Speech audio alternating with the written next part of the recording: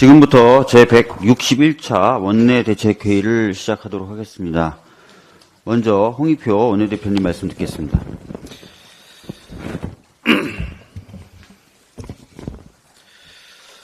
네, 2023년 6월 감사원에 불법 정치감사 의혹 국정조사 요구서가 제출된 이후 서울 양평고속도로 대통령 처가 특혜 의혹 국정조사, 해병대원 순직사건 진상규명 국정조사, 오성 지하철 참사 진상규명 국정조사, 그리고 윤석열 정부의 언론장악 진상규명 국정조사 요구서가 국회에 각각 제출되어 있습니다. 국정조사 요구서가 국민의 요구와 지지 속에 제출된 것은 그만큼 윤석열 정부의 실정과 이를 은폐하고 국민을 속이려는 잘못된 행태가 계속해서 쌓이고 있기 때문입니다. 임기 5년에 한 건도 일어나기 어려운 참사와 군인의 억울한 죽음, 그리고 대통령 가족의 범죄 의혹이 2년도 되지 않아 쌓인 것은 윤석열 대통령의 무능과 무책임을 넘어 무도함을 보여주는 것입니다. 잘못을 있는 그대로 밝히고 고치기보다는 잘못을 숨기고 진실을 억압하는 독선과 오만, 특권의식으로 국민의 지탄을 받고 있습니다. 손바닥으로 하늘을 가리려는 어리석은 행태는 반드시 성공할 수 없습니다. 진실 앞에 한순간에 허물어져 버릴 것입니다. 특히 박정훈 대령에 대한 재판에서 나타나고 있는 해병대원 순직 사건과 관련 외압과 은폐 의혹, 노선 변경에 이어 휴게소 특혜 의혹까지 커지고 있는 서울 양평고속도로 대통령 처가 특혜 의혹 국정조사는 신속한 실시로 진상규명이 필요합니다. 한동훈 비대위원장의 취임사는 대통령의 잘못에 대해 직언하고 이를 바로잡을 것이라는 기대를 주었습니다. 한동훈 위원장은 법무부 장관 시절 누구도 법 위에 있을 수 없다라는 발언을 남긴 데 이어 비대위원장으로서 국민들께서 합리적인 비판을 하시면 미루지 않고 바로바로 반응하고 바꾸자, 정말 달라지겠다고 약속드리겠다 말씀을 했습니다. 적극 동의하고 옳은 얘기입니다. 그러나 지금까지 국민과 야당에는 공격적이지만 여당을 위기에 빠뜨린 장본인인 대통령과 부인에 대해서는 여전히 굴종적인 모습을 보여 국민들을 의아하게 하고 있습니다. 주가 조작으로 23억 원의 시세 차익을 얻었다는 김건희 여사의 범죄 의혹을 밝히기 위한 특검을 거부한 대통령에게 국민이 분노하고 있습니다. 서울 양평고속도로 특혜 의혹과 해병대원 순직 사건 진상규명을 위한 국정조사를 조속히 실시하라는 것이 국민의 뜻입니다. 더불어민주당은 이미 국회의장에게 국정조사위원 명단을 제출하는 등 국정조사 실시를 위한 준비가 다 되어 있습니다. 한동훈 위원장은 자신이 약속한 대로 그리고 국민의 뜻에 따라서 제대로 할 수 있는 모습을 보여주시기 바랍니다. 더 이상 자기가 상사로 모셨던 대통령의 눈치를 보지 마시기 바랍니다. 더 이상 자신과 대통령의 관계가 검찰총장과 부하검사의 관계도 아니고 김건희 여사로부터 카톡 지시도 받아서는 안 될 겁니다. 제대로 된 답을 주시기 바랍니다. 1월의 절반이 지났는데 아직 대통령의 신년 기자회견도 열리지 않고 있습니다. 대통령이 국민께 한 해의 국정운영 방향을 설명하고 현안에 대한 생각을 밝히는 것은 대통령의 의무이자 국민의 알 권리입니다. 그러나 윤석열 대통령은 2년 연속 신년 기자회견을 열지 않고 올해는 잘 짜여진 각본으로 본인이 하고 싶은 이야기만 하고 사라지는 행사만 소화하고 있습니다. 대선 당시 김종인 위원장이 윤석열 대통령에게 해달라는 대로 연기만 잘하면 선거는 승리할 수 있다는 조언을 이제 와서 실천하는 것 같습니다. 대통령실 홈페이지를 본인 사진으로 도배하며 광폭 행보를 보였던 김건희 여사도 한 달 넘게 모습을 드러내지 않고 있습니다. 대통령 부부가 모두 사라져버린 것은 대통령실과 여당의 선거 전략으로 보입니다. 무능하고 무책임으로 임기 2년도 안 되는 지지율 30%인 대통령과 주가 조작 등 범죄 의혹을 받는 대통령 부인이 국민 모두에게 지탄의 대상이 된 상황에서 대통령 부부가 보이지 않는 것이 총선에 도움이 될 것이라고 판단한 것 같고 일리 있는 판단인 것 같긴 합니다. 그러나 정치가 아무리 비정하다지만 여당 스스로 만든 대통령을 사실상 유폐하고 식물 상태로 만들어버리는 것은 어이가 없습니다. 무엇보다 잠깐 눈에서 사라지면 잘못도 없어지고 국민도 속을 것이라는 꼼수는 국민에게 비웃음만 사고 있습니다. 이 와중에 한동훈 비대위원장은 전국을 다니면서 사실상 한동훈 대통령이 신년 인사를 하는 것 같이 활동하고 있습니다. 대통령이 바뀐 것 같습니다. 세간에서는 지금 이 모습 때문에 대통령이 누구인지 헷갈린다는 평가도 나오는 것입니다. 한동훈 비대위원장은 민주당이 이미 법률안으로 발의한 정치개혁안을 강조하는 등 좋은 행보 보이고 있습니다. 한 위원장이 말한 불체포 특권은 헌법 개정 사항이므로 대통령의 제2요구권을 제한하는 등과 관련한 헌법 개정 사항에 대해서도 저희는 준비하고 있고 준비가 되는 대로 여당과 적극 협의해 나가겠습니다. 한 위원장에게 부족한 것이 있다면 대통령에게 옳은 소리를 하고 잊지 못하다는 것입니다. 그렇기 때문에 자꾸 대통령의 아바타 소리가 나오는데 한 위원장이 술 안 먹는 세련된 윤석열에 불과하지 않느냐 이런 의심이 아니라면 일 좀 제대로 했으면 좋겠습니다. 사라진 대통령 부부, 그 자리를 대신한 한동훈 비대위원장, 선거 때까지만 국민의 눈과 귀를 가리는 것이 아니라면 대통령은 당당히 국민 앞에 나와 국민의 비판과 요구에 진솔하게 대답하고 한동훈 위원장은 대통령에게 쓴소리하는 여당 대표가 되시기 바랍니다. 한 가지만 더 하겠습니다. 검찰 수사심의위원회가 이태원 참사 주요 책임자인 김강호 서울경찰청장에 대한 기소를 권고했습니다. 검찰이 사건을 송치받은 뒤 1년이 넘도록 기소 여부도 결정하지 못한 상태에서 수사심의위가 당연한 결정을 내린 것이라고 생각을 합니다. 늦었지만 다행이지만 그럼에도 불구하고 너무 늦었습니다. 검찰이 지금까지 이로 인해서 이태원 사건의 진실을 밝히는데 지연된 것은 검찰의 책임이 큽니다. 검찰은 더 이상 자고우면하지 말고 수사심의 권고를 존중해 김강호 청장을 기소하고 불법 행위를 입증할 수 있도록 재판 준비에 만전을 기해합니다. 아울러 이를 계기로 김강호 서울지방경찰청장을 넘어서 윤익은 경찰청장 그리고 이상민 행안부 장관 등 그 윗선에 대한 수사도 본격화해야 될 것입니다. 대통령은 참사의 진상규명을 촉구하는 국민의 뜻을 받들어 국회를 통과한 이태원 특별법이 이송되는 대로 지체 없이 공포해 줄 것을 바랍니다. 한동훈 비대위원장도 대통령에게 이것은 꼭 통과해달라고 얘기해 주십시오. 그냥 대통령이 기분만 맞추는 여당 비대위원장 되시지 않았으면 좋겠습니다. 이상입니다. 다음은 이계호 정책위 의장님 말씀 듣겠습니다. 네, 어제는 윤석열 정부의 이 세계적 에너지 전환 추세에 거꾸로 가는 원전 역주행 정책 그 윤곽을 드러냈습니다.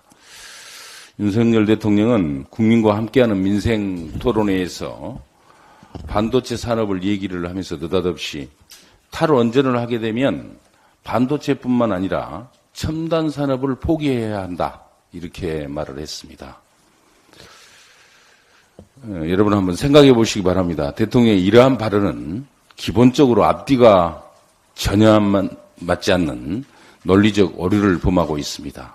또 국제사회와 기존에 했던 약속마저도 서슴지 않고 파기를 하고 있고 우리 대한민국 기업들의 미래도 망치는 최악의 정책을 담고 있다. 이렇게 분명하게 말씀드리겠습니다. 사실상 탈원전을 통해서 이 재생에너지의 획기적인 확대 보급이야말로 반도체 등 우리의 첨단 산업을 지키고 또 육성하는 가장 강력한 수단입니다.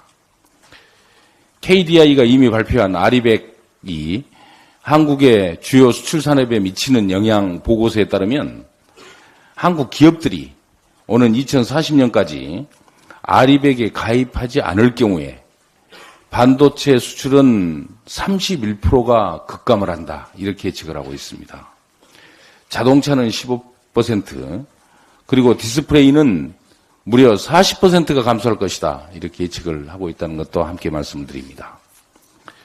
따라서 수출 중심의 산업 구조인 우리나라는 아리백과 탄소 국경 조정 제도 등에 선제적으로 반드시 대응을 해야 합니다. 그럼에도 불구하고 윤석열 정부는 나홀로 원전에 올인을 하면서 국민을 호도하고 있는 것입니다.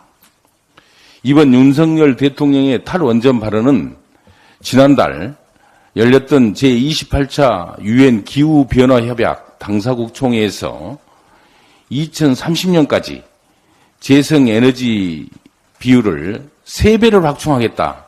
이렇게 했던 윤석열 대통령 스스로의 국제사회와의 약속을 지킬 수 있을 것인지 참으로 의심을 하지 않을 수가 없습니다. 합의했던 당시에도 많은 언론들이 윤석열 정부의 원전 역주행 정책에 대해 비판을 해왔습니다마는 어제 정부의 발표는 스스로 국제사회와는 반대의 길을 가겠다 이렇게 공언을 한 것과 다름이 없습니다. 윤석열 정부는 에너지의 미래를 거꾸로 돌려서 우리나라의 산업 경쟁력을 스스로 약화시키고 또 국제사회로부터 고립마저 자초하는 원전 역주행 정책 반드시 중단해야 된다 이렇게 경고합니다. 반도체 등 첨단 산업 생태계 구축을 위해서는 재생에너지의 획기적 보급 확대가 필수적인 요소인 만큼 정부는 제11차 전력 수급 기본 계획에 반드시 재생에너지 보급 목표를 상향 반영해 줄 것을 촉구합니다. 최근에 정부 여당은 연이어 발표하는 소상공인 지원 대책, 전형적인 은발의 오줌 누기식 겉돌기 정책으로 변죽만 울리고 있습니다. 참으로 무책임한 정부, 또 무능한 여당이다 이렇게 규정하겠습니다. 정부는 지난 11일 서민과 소상공인들에게 힘이 되는 신용 사면을 발표를 했습니다. 또 지난 14일 고위 당정협의회에서 제2금융권에서 대출받은 소상공인과 자영업자에 대한 이자 부담 완화 정책도 오는 3월 말부터 시행하겠다 이렇게 발표를 했습니다. 두 가지 모두 소상공인들 그리고 자영업자들에게는 참으로 꼭 필요한 정책이다 이렇게 생각을 합니다. 그렇지만은 삼고와 내수부진으로 지금 사면초가에 놓여 있는 취약차주들의 문제 해결에는 참으로 턱없이 부족한 정책입니다. 낱낱이 밝혀보겠습니다. 자영업자의 부채는 지난 2023년 2분기 기준 이미 1천조를 넘는 상황이고 그중 3개월 이상 연체를 해서 채무 불이행자로 등록이 된 한개 자영업자 채무의 90%가 비은행권에 집중이 되어 있는 상황입니다. 이들은 신용사면 대상에 포함되지 못했기 때문에 정부가 제공하는 신용회복의 기회를 얻지를 못하고 있습니다. 못하게 됩니다. 또한 정부가 이번에 발표한 제2금융권 소상공인 자영업자 대환 대출 프로그램은 5%부터 7%까지의 금리를 받고 있는 분들이 대상이 되기 때문에 7% 이상의 고금리로 더욱더 힘겨운 하루를 버티고 있는 취약차주들은 지원조차 받을 수가 없는 것입니다. 고금리로 큰 피해를 보고 있는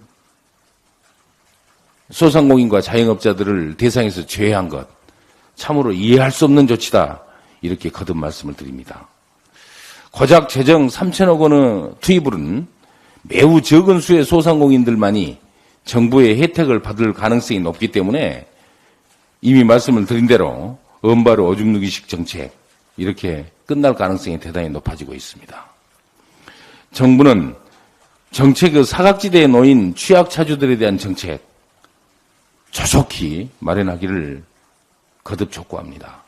우선 집행률 10%에 불과한 현행 소상공인 저금리 대안대출 제도의 실효성을 높여서 비금융권의 취약차주와 다중채무자에 대한 지원이 필요합니다. 또한 신용불이익이 없는 채무조정과 10년부터 20년 기간 동안 채무를 장기 상환할 수 있는 제도 도입이 절실하다는 것을 밝힙니다.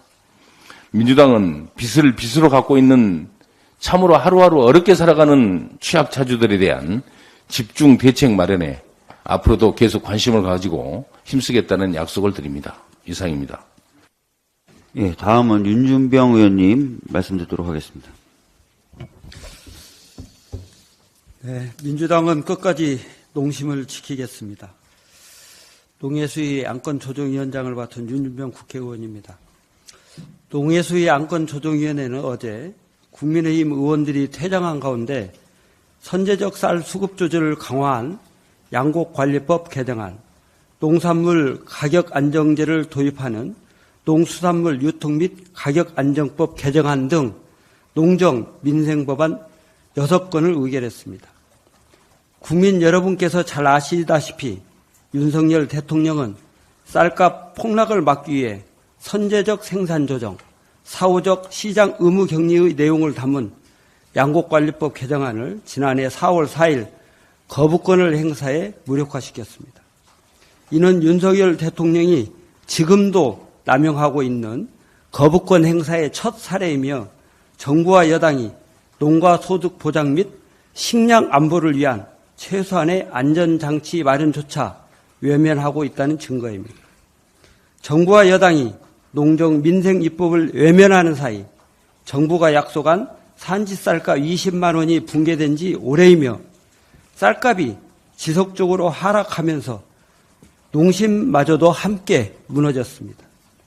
통계청 자료를 보면 지난 5일 기준 산지 쌀값은 80kg당 19만 6천 원대로 지난해 최고점을 기록한 10월 5일 21만 7천 원대 대비 9.7% 하락했습니다. 더 심각한 것은 조국인 산지 벽값은 더 떨어지고 있다는 사실입니다. 현장은 이대로는 다 죽는다는 농민의 절규로 가득합니다. 민주당은 지난해 4월 윤 대통령의 거부권 행사 이후 농민단체, 전문가 등 농업계와의 협의를 거쳐 농산물 가격 안정제 도입 등을 거부권이 행사된 양곡관리법의 후속 농정민생입법 과제로 결정하고 관련 법안 심사를 수차례 진행했습니다. 민주당은 국민의힘과의 합의 처리를 위해 법안 소위 과정부터 시장격리 의무화 기존 조항 삭제, 여당 의원 발의 양곡관리법안 내용 대폭 수용, 농업회의소법의 정부안 수용 등 대폭 양보한 수정안까지 제시했습니다. 하지만 윤석열 정부와 여당인 국민의힘은 번번이 회의를 참석하지 않거나 반대만을 위한 반대를 일삼았습니다. 농민의 마음을 어루만져줄 의지나 시급해진 식량 안보를 제대로 구축할 열의는 그 어디에도 없었습니다. 이에 민주당은 농산물 가격 안정제 등 농정민생 입법 과제를 더 이상 미룰 수 없어 지난해 12월 20일 농정민생 6법을 농림법안 소위에서 의결했습니다. 이어진 전체회의에서 국민의힘은 좀 더 심도 있는 토론을 하자며 민생 법안들을 안건조정위원회로 회부시켰습니다. 그러나 국민의힘은 본인들이 요구한 안건조정위의 첫 회의부터 참석조차 하지 않았습니다. 회부된 법안들에 대해 수기에 필요한 쟁점이나 이견을 제출해 달라는 공식적인 요청에도 응하지 않았습니다. 국민의힘의 안건조정위 개최 요구는 생산적인 수기와 이견을 조율하자는 취지가 아닌 단순히 고의적인 지연 전략일 뿐이었습니다. 농심을 외면하는 정부와 여당 규탄하지 않을 수 없습니다.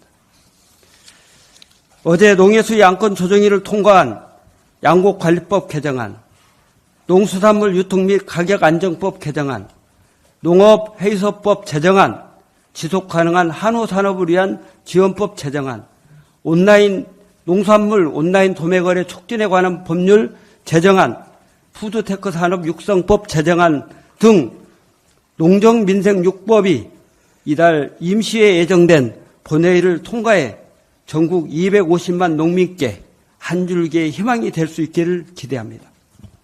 정부와 여당도 무너져가는 농심을 어루만져주고 시급해진 식량 안보를 제대로 구축하는 데 적극적으로 임해줄 것을 촉구합니다. 민주당은 대한민국을 지탱해온 근간인 농업과 농촌의 발전을 위해 최선을 다할 것입니다. 끝까지 농심을 지키겠습니다. 이상입니다. 네, 다음은 이동주 부대표님 듣도록 하겠습니다. 네, 이동주입니다. 정부가 소상공인 자영업자 290만 명의 신용 사면을 발표했습니다. 지난해 연말 각 은행에서 실시한 소상공인 자영업자 상생자금과 함께 그야말로 모래 위에 집 짓기, 수박 겉핥기, 언발의 오줌 누기 시기입니다. 정부는 오는 5월까지 연체금을 모두 상환하는 소상공인 자영업자의 연체 기록을 삭제해 주겠다고 합니다. 빚 갚을 돈이 없어 연체하는데 그걸 다시 다 갚아야 연체 기록을 삭제해 주겠다고 하면 그것은 사람을 놀리는 거지 도와주는 일이라고 할 수 없습니다.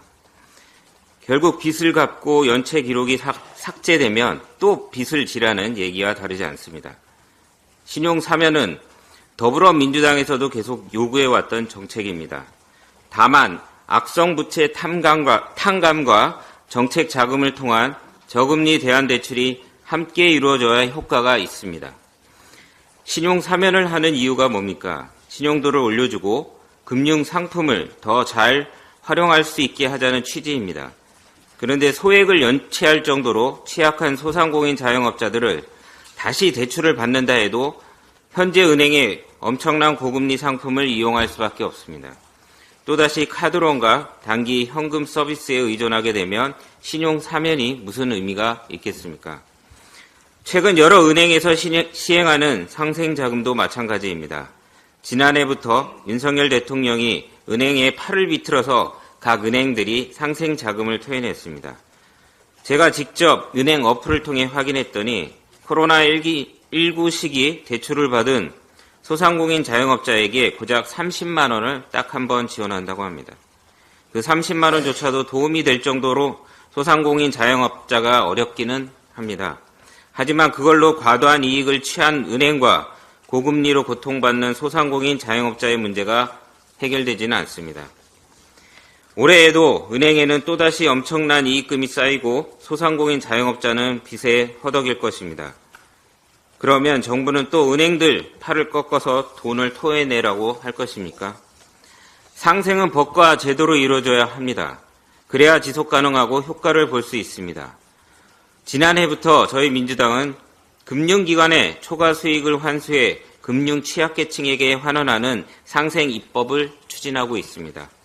반드시 이번 21대 국회에서 법안을 처리하고 더 많은 국민이 금융 혜택을 누릴 수 있도록 만들겠습니다. 이상입니다.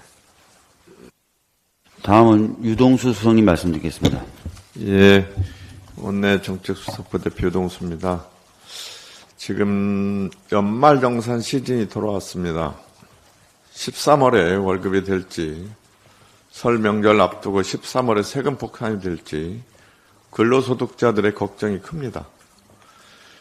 윤석열 정부의 조세정책은 한마디로 불로소득 감세의 진심입니다. 부동산과 금융소득에 대한 감세에는 누구보다도 적극적이면서 땀 흘려 일하는 근로자의 소득에는 야박하게 이를 데가 없습니다. 작년 59조 1000억에 달하는 역대급 세스펑크에도 근로소득세만큼은 더 거쳤습니다. 작년 11월까지 소득세 국세 수입 누계를 보면 2022년 대비 13조 7천억 원이 덜 거쳤습니다. 부동산 등 전반적인 경기 침체로 인해서 종합소득세가 2조 6천억 원, 양도소득세가 14조 6천억 원, 큰 규모 감소한 반면에 근로소득세는 1조 5천억 원이 늘어났습니다. 이러니 총 국세 수입에서 근로소득세의 비중도 점점 늘어서 2017년도에 13.2%에서 5년 만인 2022년도에는 15.3%가 됐습니다. 작년 7월까지 누계로는 17.8%까지 증가했습니다. 토마토 5개가 5,000원이 넘고 딸기 500g 한 팩이 15,000원을 훌쩍 넘는 고물가에 근로자들의 근심은 커져만 갑니다. 실제 가계의 실질 가처분 소득은 2022년 하반기부터 23년 상반기까지 4분기 연속 전년 동기 대비 감소했습니다. 역대 최대 감소폭을 보이기도 했습니다. 작년 2분기에는 5.9%였습니다. 마이너스. 가계의 명목소득이 늘어나도 물가도 함께 오를 뿐더러 부동산 경기 부양을 위한 대출 규제 완화로 가계대출이 대폭 증가했기 때문에 통계청이 발표한 작년 3분기 가계동향 조사 결과에 따르면 고정비용인 비소비지출 중 이자 비용이 22년 3분기 대비 24.2%나 상승했습니다. 가처분 소득이 1.2% 늘어났다고는 하나 고금리 고물가는 가계의 실질 가처분 소득을 떨어뜨렸습니다. 이런 상황에 정부의 전방위적 감세 기조는 근로소득자만 예외입니다.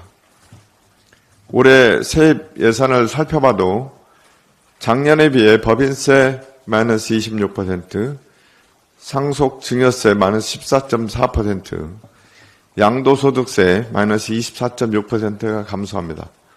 유일하게 근로소득세만 2.4% 늘어났습니다. 특히 윤석열 정부 출범 이후에 근로소득세 수입이 가파르게 상승하고 있습니다. 2022년 근로소득세 수입은 60조 4천억이었는데 2017년 35조 1천억 원에서 25조 3천억 원이 늘어났습니다. 증가율이 2017년 대비 72.1%에 달합니다. 부자에게는 열심히 세금 깎아주면서 유리지갑 근로자에게는 소득이 있으니 세금 내라, 이런 것입니다. 공정한 조세 정책은 부자와 자산가의 불로소득에 대한 과세는 강화하고 땀 흘려 일한 대가인 근로소득은 가능한 한 보호하는 것이 기본 원칙이어야 합니다. 윤석열 정부는 지금까지 종부세 공정시장 가액 비율 60%로 인하하고 주식 양도세 대조적 기준도 10억에서 50억으로 500%나 상향하고 금투세 폐지 등 자산가 감세안을 추진했습니다. 그런데 유리지갑 근로자를 위한 감세안은 어디에도 보이지 않습니다.